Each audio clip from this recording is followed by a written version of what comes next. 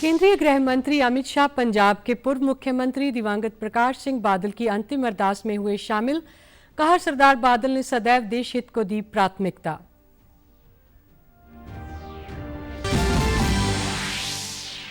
मुख्यमंत्री मनोहर लाल ने करनाल में गुरु गोरखनाथ स्मृति उत्सव में की शिरकत। कहा, BCA वर्ग को पंचायती राज संस्थाओं की तर्ज पर अब नगर निकायों में भी मिलेगा आरक्षण। प्रदेश के सहकारिता मंत्री डॉक्टर बनवारी लाल ने कुरुक्षेत्र के शाहबाद में इथेनॉल प्लांट का किया निरीक्षण। इस सीजन में 53 लाख के LP इथेनॉल का किया उत्पादन।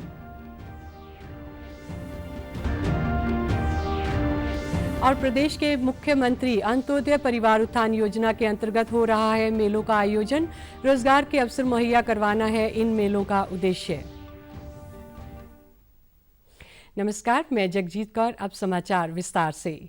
केंद्रीय गृह मंत्री अमित शाह आज पंजाब के पूर्व मुख्यमंत्री प्रकाश सिंह बादल की अंतिम अरदास में शामिल हुए। इस दौरान अमित शाह के साथ लोकसभा अध्यक्ष ओम बिरला और गजेंद्र सिंह शेखावत सहित कई गणमान्य हस्तियां मौजूद थीं। पूर्व मुख्यमंत्री की अंतिम अरदास में पहुंचकर गृह मंत्री ने बादल परिवार के साथ मुलाकात कर दुख साझा किया। प्रकाश सिंह बादल का निधन 25 अप्रैल को 95 वर्ष की आयु में हुआ था और आज उनकी अंतिम अरदास के अवसर पर उन्हें श्रद्धांजलि दी जा रही है। जेल के अंदर रहकर सिद्धांतों के लिए, पंथ के लिए संघर्ष करने वाला कोई व्यक्ति था तो सरदार प्रकाश सिंह बादल थे। इमरजेंसी की बात हो, मैं तो बहुत छोटा बच्चा था मगर मेरी पार्टी के बड़ों से मैंने सुना, अकाल प्रकाश सिंह बादल अकाली दल में चट्टान की तरह इमरजेंसी के खिलाफ खड़े रहे, लोकतंत्र की रक्षा के लिए। बादल साहब का जाना समूचे देश के लिए बहुत बड़ी क्षति है कि बादल साहब के जीवन से हम सब प्रेरणा लें और उन्होंने जिस रास्ते पे चलने की सीख दी थी उस रास्ते पर चलने की वाहेगुरु हम सबको शक्ति दे। भाई सुखबीर बादल और बीबी हरसिमरत बहन को मैं इस अपूर्णीय स्थिति के लिए मनपूर्वक दुख व्यक्त करता हूं। बादल साहब को मेरी ओर से, मेरी पार्टी की ओर से और समग्र देश की ओर से, भारत सरकार की ओर से श्रद्धांजलि देकर मेरी बात को समाप्त करता हूं। वाहेगुरु जी का खालसा, वाहेगुरु जी की फतेह। मुख्यमंत्री मनोहर लाल ने आज करनाल में गुरु गोरखनाथ स्मृति उत्सव में बतौर मुख्य अतिथि शिरकत की। इस अवसर पर मुख्यमंत्री ने अपने संबोधन में घोषणा करते हुए कहा कि प्रदेश में एक शिक्षण संस्थान का नाम गुरु गोरखनाथ के नाम पर रखा जाएगा। इसके अलावा बाबा मस्तनाथ विश्वविद्यालय अस्थल बोहर रोहतक में गुरु गोरखनाथ के नाम पर एक चेयर स्थापित की जाएगी जो उनके जीवन और शिक्षाओं पर शोध करेगी। मुख्यमंत्री ने यह भी घोषणा की कि नाथ संप्रदाय के लोगों को पुजारी पुरोहित कल्याण बोर्ड में शामिल किया जाएगा। उन्होंने कहा कि BCA वर्ग को पंचायती राज संस्थाओं की तर्ज पर अब नगर निकायों में भी आरक्षण प्रदान किया जाएगा। पंचायती राज संस्थाओं को आरक्षण के कारण से 31 सरपंच बने और पहली बार बने होंगे जब BCA को आरक्षण दिया है। इसी प्रकार का आरक्षण नगरों में जो नगर पालिकाएं, नगर परिषदें हैं उसके अंदर भी इस चुनाव से पहले लागू कर देंगे ताकि आपके लोग उसमें भी आकर के चुनाव लड़ सकें, आगे बढ़ सकें। पारंपरिक संगीत वादक हैं, सारंगी वादक हैं, फिर कुछ और अन्य जो शिव विवाह आदि के ऊपर जो जिस प्रकार से वाद्य बजाते हैं, ऐसे वाद्य वादकों के लिए अलग से पेंशन की एक स्कीम बन रही है ताकि उनकी आजीविका की पेंशन उनको ये मिल सके। मुख्यमंत्री ने कहा कि समाज की कुरीतियों को दूर करने में हमारे संत महापुरुषों का सदैव अतुलनीय योगदान रहा है।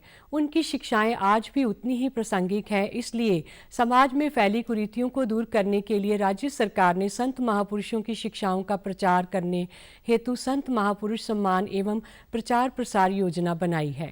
परंपरा बहुत आदिकाल से हमेशा समाज के सुख की कामना ये की गई है और जब ये सुख की कामना की गई है तो ऐसा नहीं कि जब उन्होंने कहा उस समय ये प्रासंगिक थी, ये आज भी उतनी प्रासंगिक है।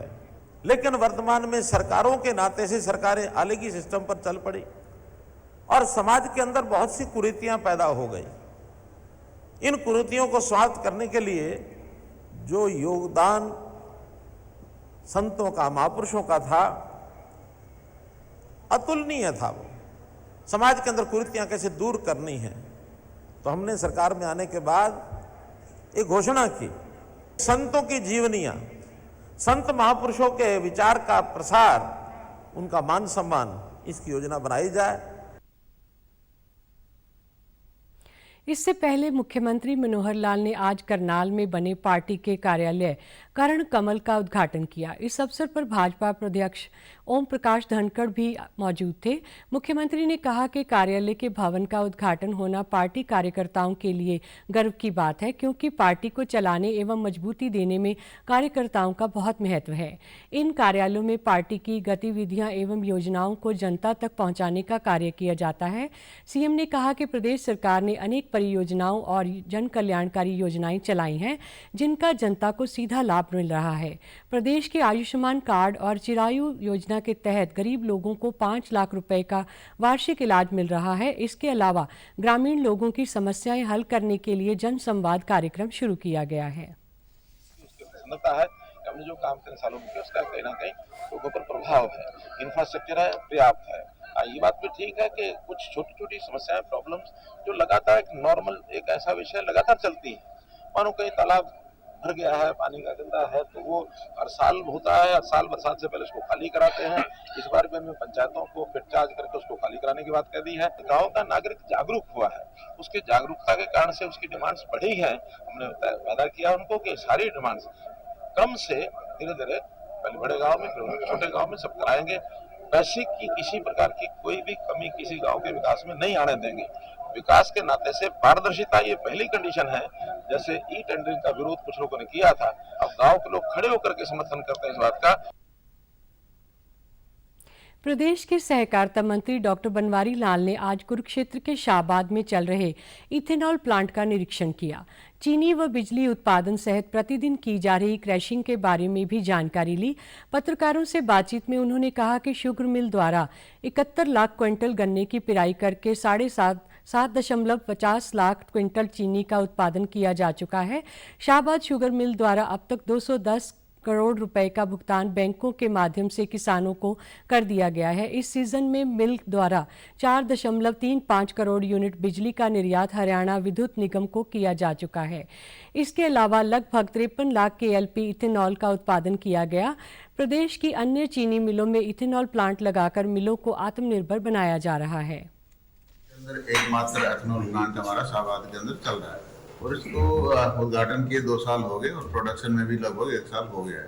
तो आज हमने सोचा कि भाई जो हमारा एथेनॉल प्लांट लगा है वो किस तरह से चल रहा है, इससे क्या क्या मतलब कमियां हैं, क्या इसमें सुधार किया जा सकता है। तो ये सारी चीज़ें हमने हमारे GM साहब से बात की हैं, MD साहब से बात की हैं और जैसा कि इन्होंने बताया कि इसमें काफ़ी सुधार की गुंजाइश है और अभी मेंटेनेंस वगैरह की है।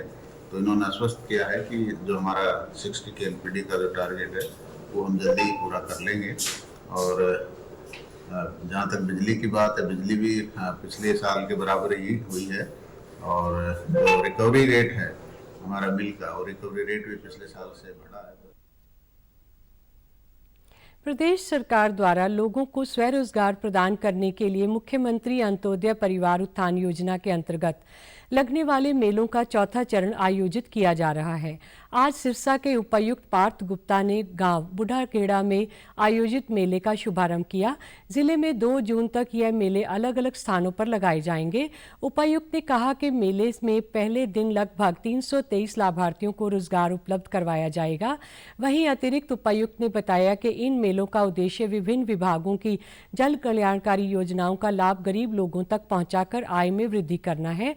सीएम अंत्योदय परिवार उत्थान योजना प्रदेश सरकार का फ्लैगशिप योजना है। जो लाभार्थी है उनको जो टारगेट किया गया, इस आयोजन में जो है विभिन्न विभागों ने अपने स्टॉल्स लगाए हैं और बड़ागुड़ा जो अपने ब्लॉक के विभिन्न गांवों से जो लोग बेनिफिशियरीज हैं जिनको बुलाया गया है वो यहाँ पे आके विभिन्न योजनाओं का लाभ ले रहे हैं। जो ये रुझान देखा गया, ज़्यादातर लोगों का रुझान जो रहता है वो एनिमल हस्बेंड्री डिपार्टमेंट को लेकर रहता है। टोटल 18 विभाग हैं, जिसमें जैसे डेयरी विभाग का है, पशुपालन का है, फिशरीज हैं, यहाँ बेसिक उद्देश्य इन मेलों को लगाने का ये है कि हम ज़्यादा से ज़्यादा रोजगार सर्जन कर सकें और लोगों की इनकम बढ़ा सकें, ताकि वो बीपीएल से बाहर निकलकर अपने जीवन यापन कर सकें। लाभार्थियों ने कहा कि यह सरकार की बहुत अच्छी योजना है। गांव में ही ऐसे मेले आयोजित होने से उन्हें विभागों के चक्कर नहीं लगाने पड़ते। ਸਰਕਾਰ ਜੋ ਮੇਲੇ ਲਾ ਰਹੀ ਹੈ, ਇੱਕ ਤਾਂ ਜਿਹੜੇ ਦਫ਼ਤਰਾਂ ਦੇ ਵਿੱਚ ਲੋਕਾਂ ਨੂੰ ਚੱਕਰ ਨਹੀਂ ਖਾਣੇ ਪੈਂਦੇਗੇ, ਜਿਹੜੇ ਕਿ ਨੇੜੇ ਪਿੰਡਾਂ ਦੇ ਸਾਰਿਆਂ ਨੂੰ ਹੁਣ ਪਤਾ ਲਾ ਅਨਾਉਂਸਮੈਂਟ ਕਰ ਰੱਖੀ ਹੈ। ਇਹ ਮੇਲੇ 'ਚ ਇੱਕ ਤਾਂ ਸਬਸਿਡੀ ਮਿਲਦੀ ਹੈ ਬਹੁਤ, ਭੇਡ ਬੱਕਰੀ ਵਾਲੇ ਗਰੀਬ ਆਦਮੀਆਂ ਨੂੰ ਬਹੁਤ ਜ਼ਿਆਦਾ ਫਾਇਦਾ ਹੈ। ਤੇ ਇੱਕ ਇਹਦੇ 'ਚ ਜਿਹੜੇ ਬੀਮੇ ਵਗੈਰਾ ਹੈ 25 ਰੁਪਈਆਂ ਦੇ ਵਿੱਚ ਹੀ ਬੀਮਾ, ਬੱਕਰੀ ਦਾ 100 ਰੁਪਏ ਦਾ, ਆਪਣੇ ਮੱਝ ਦਾ। ਇਹ ਗਰੀਬਾਂ ਨੂੰ ਇਹਦੇ ਵਿੱਚ ਬਹੁਤ ਫਾਇਦਾ ਮਿਲ ਰਿਹਾ ਹੈ ਔਰ ਬਹੁਤ ਇੱਕ ਅੱਛੀ ਗੱਲ, ਅੱਛੀ ਸ਼ੁਰੂਆਤ ਸਰਕਾਰ ਨੇ ਕੀਤੀ ਹੈ, ਜਿਹੜੀ ਪਿੰਡਾਂ ਦੇ ਵਿੱਚ ਜਾ ਕੇ ਸਾਰੇ ਮਹਿਕਮੇ ਅਫਸਰ ਸਾਹਿਬਾਨ ਸਾਰੇ ਇਕੱਠੇ ਹੋ ਜਾਂਦੇ ਨੇ ਤੇ ਇੱਥੇ ਇੱਕੋ ਹੀ ਦਫ਼ਤਰ ਦੇ ਵਿੱਚ ਬਹਿ ਕੇ ਸਾਰੇ ਕੰਮ ਦਾ ਜਿਹੜਾ ਹੈ ਮਸਲਾ ਹੱਲ ਹੋ ਜਾਂਦਾ ਹੈ। ਇਹਨਾਂ ਗਰੀਬਾਂ ਨੂੰ ਥਾਂ ਥਾਂ ਤੇ ਦਫ਼ਤਰਾਂ ਵਿੱਚ ਧੱਕੇ ਨਹੀਂ ਖਾਣੇ ਪੈਂਦੇ। हिसार जिले के गांव गंगवा के राजकीय वरिष्ठ माध्यमिक विद्यालय में भी आज चौथे चरण के तहत मुख्यमंत्री अंत्योदय परिवार उत्थान योजना मेले का शुभारंभ हुआ।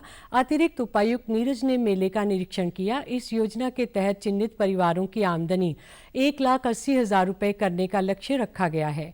अतिरिक्त उपायुक्त ने कहा कि प्रत्येक लाभार्थी तक मुख्यमंत्री परिवार उत्थान योजनाओं का लाभ पहुंचाना हमारी प्राथमिकता है।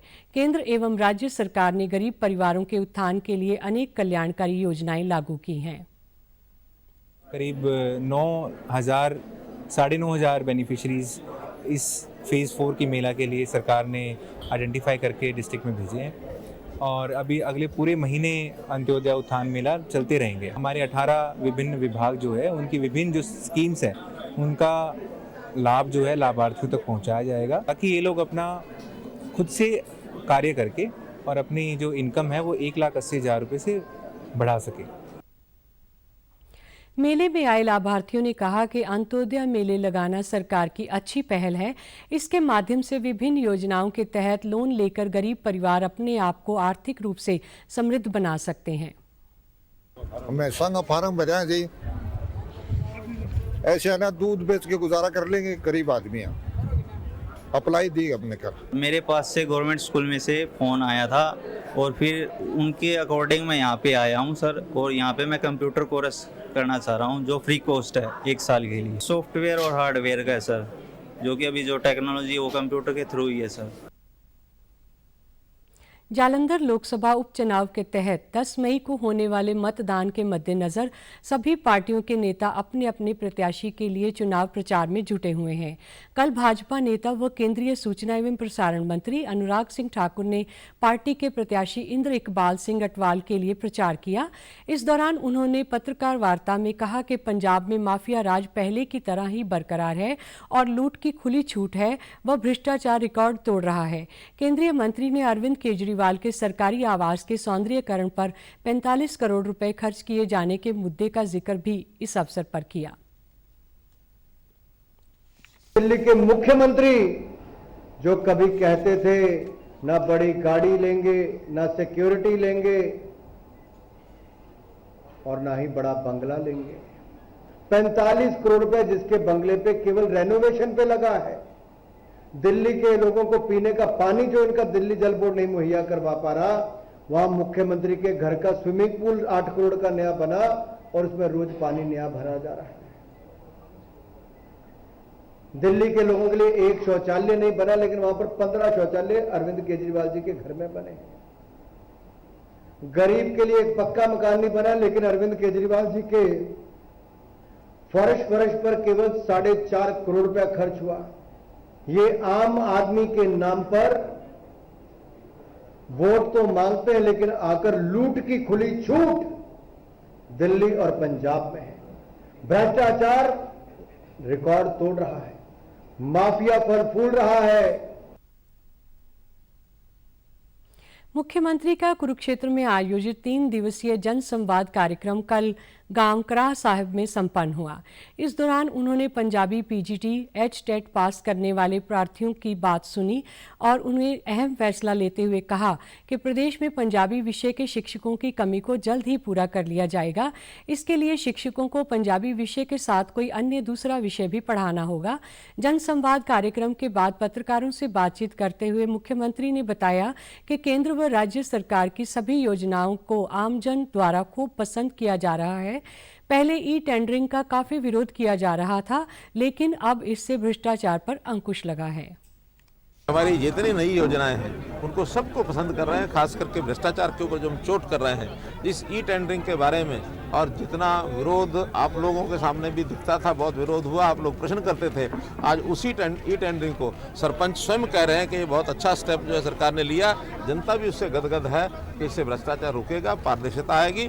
और इस ई-टेंडरिंग में हर जगह जो एस्टिमेट बनते हैं उससे 20%, 25%, 30% उतना कम जा करके भी लोग काम को करने के लिए तैयार होते हैं। तो कहीं किसी काम में 2 लाख, 3 लाख, 5 लाख बचता है, जो गांव के ही काम में आने वाला है। जितना पैसा है उसमें और अधिक काम होगा, गांव के विकास में और ज़्यादा लाभ मिलेगा।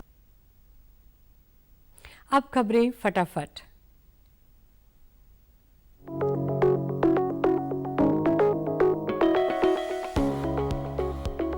उपराष्ट्रपति जगदीप धनखड़ ने कहा, राष्ट्रीय शिक्षा नीति 2020 भारतीयों के लिए लाएगी एक बड़ा बदलाव। वित्त मंत्री निर्मला सीतारमण ने एशियाई बैंक निवास बैंक के सतत विकास के लिए जलवायु वित्त पोषण की आवश्यकता पर दिया बल। केंद्रीय स्वास्थ्य मंत्री ने देश में 100 स्वास्थ्यवर्धक और अच्छे भोजन सामग्री विकसित करने के लिए शुरू की फूड स्ट्रीट योजनाओं की समीक्षा। केंद्रीय वाणिज्य और उद्योग मंत्री ने 23वें फिक्की फ्रेम्स के विशेष सत्र में कहा, दुनिया आज भारत की कला और संस्कृति की कर रही है सराहना। समाचारों में आज इतना ही। नमस्कार।